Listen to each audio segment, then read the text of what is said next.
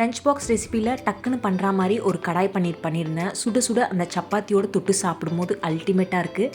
வாங்க எப்படி பண்ணுதுன்னு பார்க்கலாம்.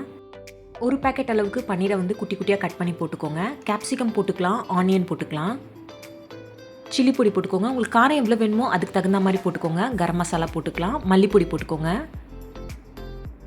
மஞ்சள் பொடி போட்டுக்கோங்க, சீரகப்பொடி போட்டுக்கோங்க. தேவையான அளவுக்கு சால்ட் போட்டு நல்லா மிக்ஸ் பண்ணிக்கோங்க. ஒரு 5 மினிட்ஸ் மட்டும் நல்லா ஊறட்டோங்க. கடாயில் ஆயில் போட்டுக்கலாம். நம்ம ஊற வச்ச பன்னீர் எல்லாத்தையும் போட்டு நல்லா இந்த மாதிரி மிக்ஸ் பண்ணிக்கோங்க.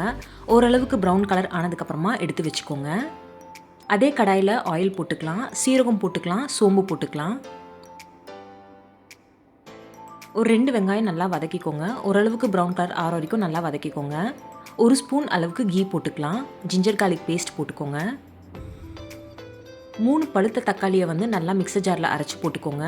தேவையான அளவுக்கு சில்லி பொடி போட்டுக்கோங்க. தேவையான அளவுக்கு சால்ட்டும் போட்டுக்கலாம். ஓரளவுக்கு நல்லா பச்சை வாசனை போனதுக்கப்புறமா நம்ம ஃப்ரை பண்ணி வச்சுருந்த பன்னீரையும் போட்டுக்கலாம். ஒரு 2 நிமிஷம் நல்லா மிக்ஸ் பண்ணி எடுத்துக்கோங்க. அந்த மசாலாவோட தண்ணியும் போட்டுக்கலாம். ஒரு 3 நிமிஷம் மூடி போட்டு வச்சுருங்க. ஸ்டவ்வை வந்து ஸ்லோ ஃப்ளேம்லேயே வச்சுக்கோங்க. அவ்வளோதான், சூப்பரான கடாய் பன்னீர் வந்து ரெடி ஆகிடுச்சு. சுட சுட சாப்பிட்டிங்கன்னா வேறு லெவலில் இருக்கும்.